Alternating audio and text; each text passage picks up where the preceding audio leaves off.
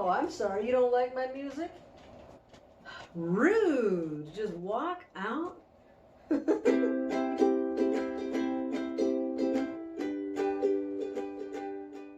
What's up, guys? Chris here, and you're watching Ready to Die Fighting.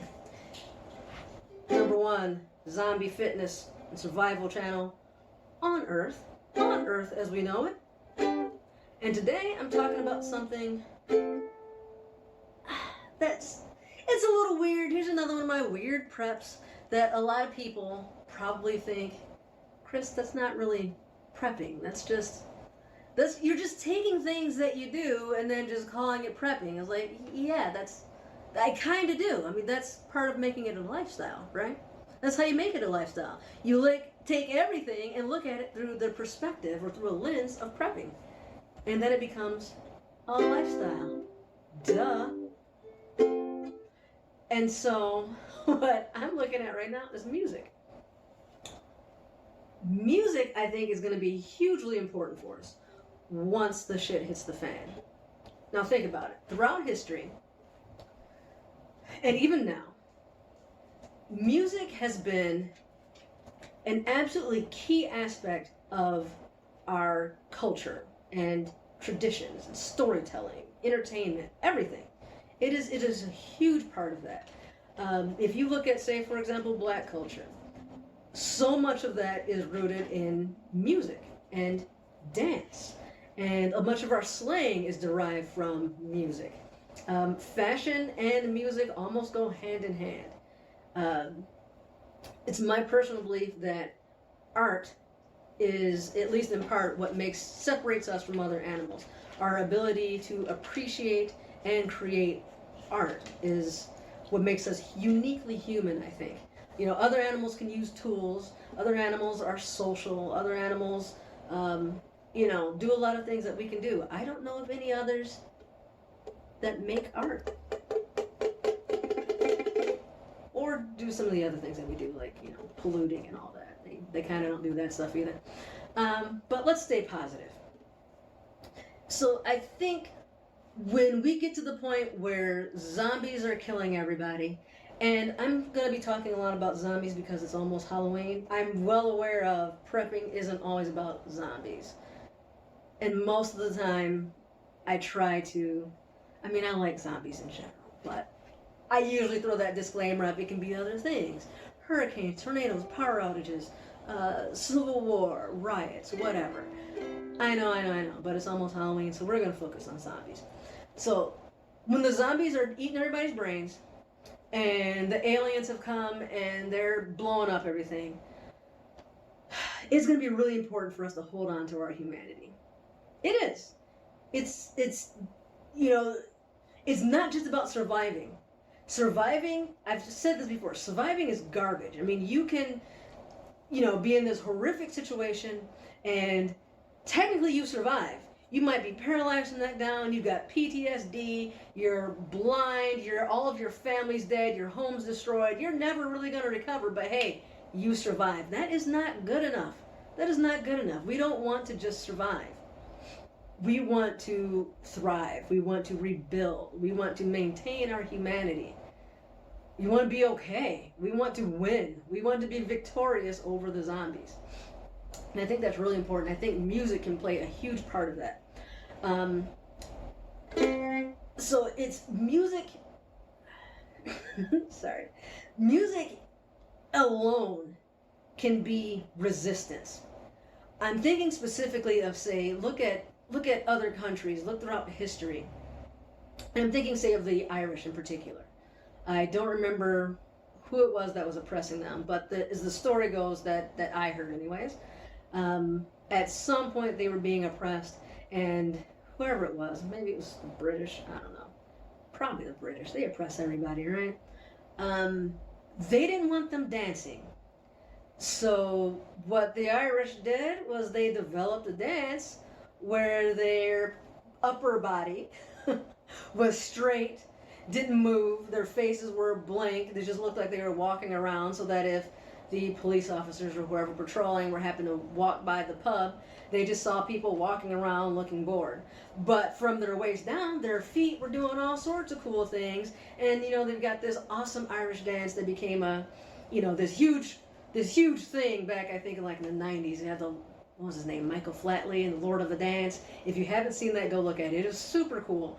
It is still part of Irish culture. And it's just a really cool thing. And it is built in music and dance. I think of the Brazilians who developed capoeira, which is a martial art form that is built in music and dance. They disguise this fighting style in dance, and music is built into that. And they were legit able to defend themselves and fight off whoever they needed to fight off by using music and dance, really. Now, Brazilian Jiu-Jitsu eventually replaced capoeira as like their big martial art, but for years, that was a really important part of their culture, and probably still is. And then if you look at oppressed countries such as, say, India, they've been oppressed by the British. In a lot of parts of the country are very, very poor, but some of the most beautiful music, most beautiful dances, the clothing and fashion, just absolutely gorgeous, rich, vibrant culture, born in some of the worst circumstances. And you see that over and over again throughout the world. People in, I think, hard times are oftentimes the most creative. Even just looking in modern, what's his name? Van Gogh, I think he's the one who cut off his ear. A lot of, you know, Kurt Cobain, a lot of really famous, very talented musicians, artists, writers, whatever. A lot of times they have this, it comes from a place of pain, it comes from a place of turmoil. Not trying to glamorize that, but that is kind of the reality of it. And so I think as we move into a zombie apocalypse, there's going to be a great need for artistic expression. I think it's going to be needed to help us get through it. And it's also a key way for us to pass on traditions and stories and maintain that culture. It's going to be a way for us to bond and unify with each other. I think of Native American tribes. I'm thinking specifically of the Anishinaabe and the Lakota. So the Anishinaabe is, that's the tribe that we're involved with. And here in Michigan and Wisconsin, Canada, this Great Lakes area. And they bordered with the Lakota over in the Dakotas and Montana and also Canada, that type of area. And they would butt heads quite a bit, and there was a lot of fighting. They didn't speak the language, each other's language. There was a lot of cultural difference, but they eventually, as I heard the story, were able to unite over the drum. That's how they were able to bond. And even though they didn't speak the same language, they didn't know each other's traditions and stories and all that, they played the drum, they sang songs, and they sang songs that didn't even have real words, so to speak. Just kind of the sounds that you may hear if you go to a powwow or you listen to powwow music. Not all of that is real words. Some of it is just kind of sounds, familiar sounds that everybody can make and understand, just so that they could all sing together. And that's what they did. They played this drum, they all sang together, they unified, and they stopped fighting. I'm not saying that music can save the world. I'm not saying, you know, I'm not that optimistic. I'm not. But my point is, I think it's really, really important for us to have that and to have the tools to be able to do it, the knowledge to be able to do it, on a personal level for your own morale, but also to carry forward our traditions and customs and culture and to bond with other people. I mean, you can probably think just in your own life how many times you were in a car with someone jamming to the same song and like a bond is instantly formed. Or even, not even just in a car, it could be a total stranger on the dance floor. You meet a handsome fella, a pretty girl, whatever, and you dance together and, you know, next thing you know, you're getting married. Music is very, very powerful. And so I think it's going to be really important to carry that over into the apocalypse, to help us get through the apocalypse, to rebuild and not just survive, but rebuild, thrive, and remember who we were. And so I'm decided that we need to learn some musical instruments. So back on Labor Day, The boy got this as a gift, partially as a reward, partially as a gift because we celebrate Labor Day for other reasons. And so this was his present from his grandpa, which was super, super cool. And he's been practicing probably 10, 15 minutes a day for it's been about a month and a half. And he knows about 4 chords. He knows 2 or 3 different strumming patterns. He's getting to the point where he can piece together some almost little songs. And that's awesome. It's only been a month and a half, 10, 15 minutes a day. This thing cost, I think, $130 or so. So not a huge investment in money or time. Not a whole lot of maintenance or anything with it. You will eventually have to change strings. It's a bit easier, in my opinion, to play than guitar because there's only 4 strings. The strings are at lower tension and they're made out of nylon instead of steel. So not as tough on the fingers. It's so small that you don't have to like stretch at all. Like if anything, you have a problem trying to keep them close enough together. They come in 4 different sizes. This is a concert size. So the soprano, which is smaller than this one, it's going to be higher pitch. The concert tenor, which is a little bit bigger and deeper, and a baritone, which is even bigger and deeper. The concert, soprano, and tenor are all tuned the same way. I think the strings are G, C, E, A, A, E, E, A. I'm not really learning this, just kind of learning it. But when you get to the baritone, it's actually tuned the same way as a guitar, which is E, A, D, G, I think it is. The bottom 4 strings of a guitar.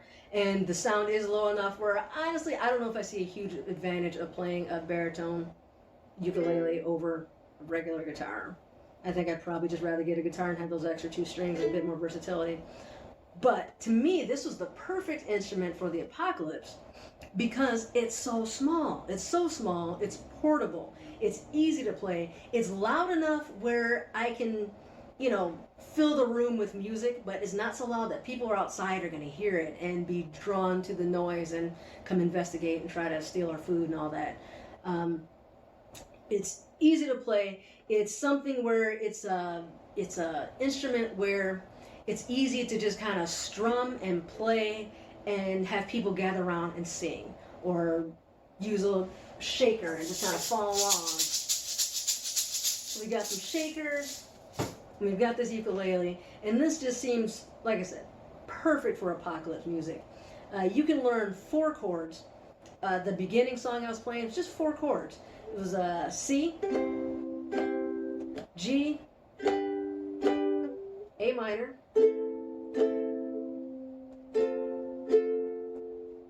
and those 4 chords are used in so many songs. Like you can legit play probably hundreds of songs with those 4 chords. Change the strumming pattern, change the tempo, switch the order around, and you're playing music.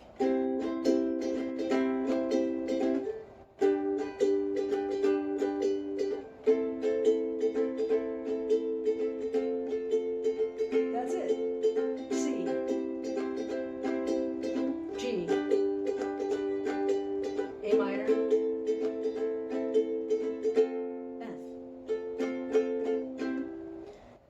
and that's it. You're playing music.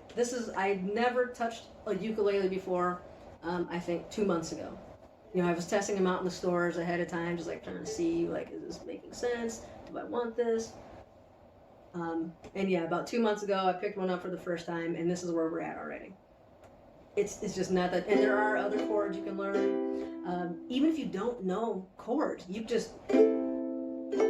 that just sounds pleasant.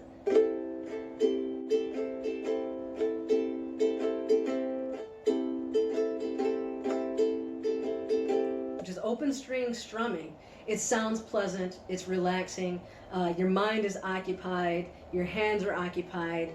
I find that it's a huge stress relief, and without zombies, it's just a nice stress reliever.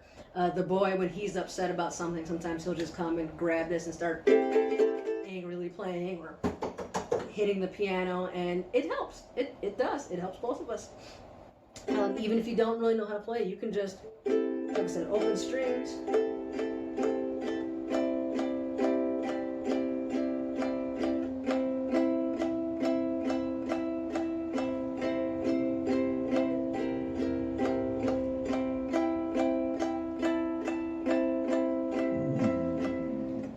I was just literally taking one finger and sliding it up and down just to see what kind of sounds it makes, and strumming, just keeping a tempo, and you're making music. Or you can even figure out just staying on one string.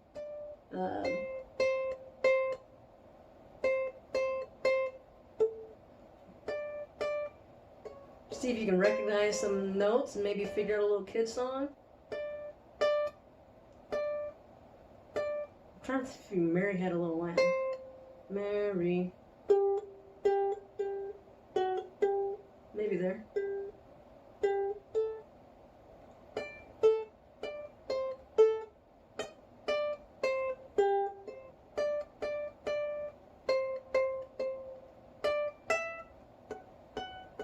Something like that. I mean, it's just something to do, right? It's something to occupy your mind and your hands. And even if you don't get it perfect right, the boy's not going to care. He's going to halfway recognize it. Or I'll tell him, hey, it's Mary Little Lamb, and he's going to sing along and have fun. Or maybe he'll try to be like, that's wrong, I can do it better. Whatever, that's fine. You've got something to do. And so I think that's great. I think it's fantastic. What else do we have here? I picked up a few instruments. So I wanted him to be able to play, but I also wanted us to be able to play together. And so I got a bass guitar. This is an acoustic bass for myself. Again, it needed to be an instrument that doesn't have to be plugged into anything for power. It can't be too loud. We don't want to draw attention in. I wanted to be something that we could play together and that complements each other well, but I could also play it by myself. And this was, I think, the perfect supplement to that. Acoustic bass doesn't really have the resonance to really carry. I mean, the microphone doesn't even really pick it up all that well. There's not much point in me playing. I don't know if you guys can even hear that. But it's something, I play this when he goes to sleep because it's really just loud enough for me to hear it. It doesn't even fill the whole house. The ukulele, you can hear throughout the house. This one, not so much. So I don't have to worry about people outside hearing it. It's bigger. This is probably the biggest instrument I'd want to have. And realistically, I'd probably leave it behind if we needed to evacuate. I tried to take the ukulele. It's small enough where I feel I could. This one, probably not. Probably not. But staying here is fine. It supports the ukulele great. It sounds really good with it. And it's also fun to play by itself. Like I said, I can play this at night, just kind of doing my own thing, even if just going through scales, learning songs. But it's also super easy to just, once you know the basic chords, find the root notes. So if we're playing an F chord, just play the F note and follow along with the same rhythm. And just kind of do that type of number.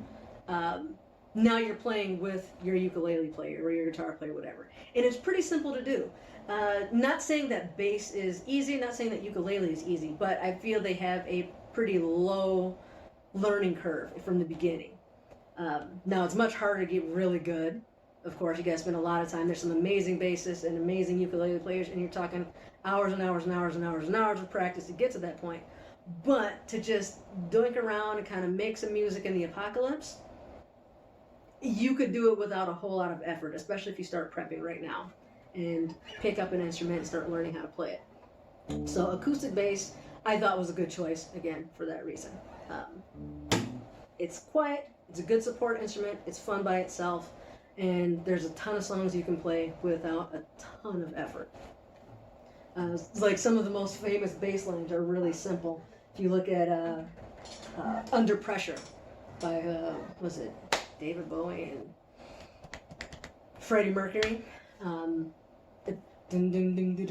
Pretty, only a few different notes. You can learn that in 5 minutes. There's a lot of songs I've learned in bass lines, I should say, in 2 minutes. You just look it up online and get the tabs. You can play them, and it's like, oh, I know how to play that. Another thing that I have here is a cajon, which I don't know how well you can see it. It's basically a wooden box with a sound port, and then there's some wire snares in there. Although you have a couple of different options with that. It doesn't have to be wire snares. It can also be, I guess, like guitar strings, perhaps, some kind of strings. And what that does is it gives you some really cool sounds. So you can get kind of a higher pitch poppy sound by hitting the top. Move down a little bit and you get that snare sound. It sounds a lot like a snare drum. Not quite as loud, not quite as poppy as a snare drum. And then move down further and you get some bass. And so I like this because it's, again, this one is a bit louder. I do need to test it out to see if it can be heard outside when I'm playing it. I haven't done that yet. But it's not nearly as loud as a drum set. Not even close. No comparison.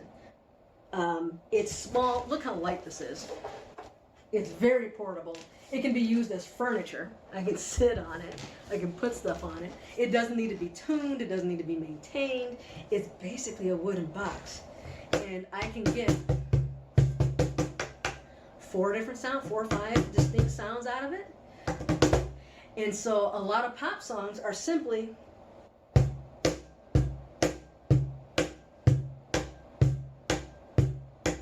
just a 1, 2, 1, 2. If I was any good, I might even be able to get a shaker in there. I don't know if I can. I'm not used to that. That's the first time I've ever tried that. And so, yeah, here's something that's very versatile that can, again, supplement these two. So we could potentially have 3 people here playing music. And like at this point, now we've got bass, we've got a chordish type of instrument, we've got percussion. That's basically a full band. Start singing and we're making music. We're making legit music at this point. And that was the idea. I wanted to be able to do that. And we've got extra people, then we've got some shakers we can add in, and I'll probably pick up some other things. I don't know that there would be extra people, but you never know, and we might just want to ourselves. We might get bored with the same couple ones over and over again. And so,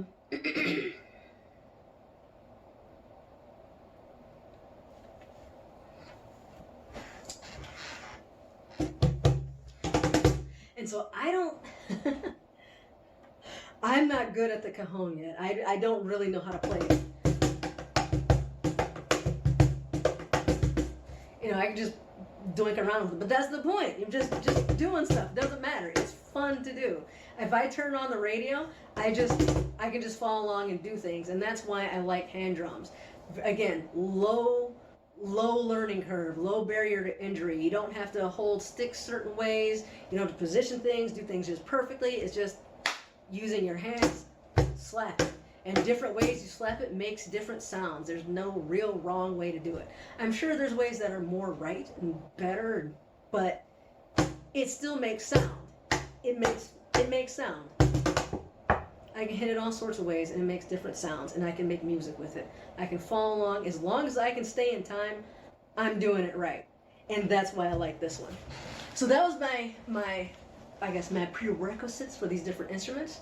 Something that was going to be portable, didn't require power, easy to learn, and not too loud. It was basically what I wanted. And I feel that these instruments do a good job of that. So I think that's it for this one. And once I get my microphone set up and my recording devices going, I think maybe it's time for me to get some theme music going on. This is a different chord. I haven't played this one yet.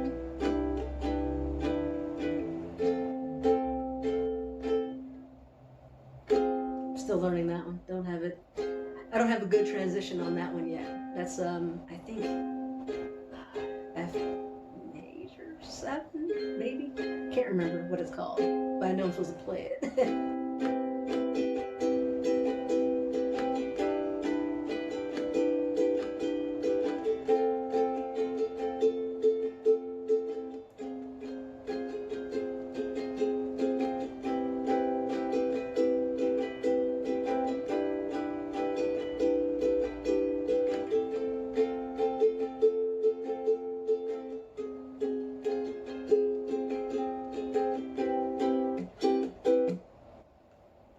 just strumming patterns, completely change the feel of the song.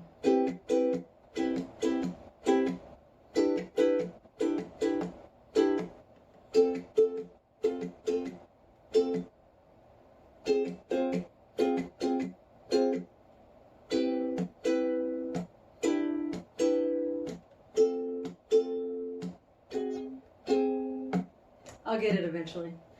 Thanks for watching. Like, subscribe, leave me some comments. Let me know what you think of this. And that was Circles.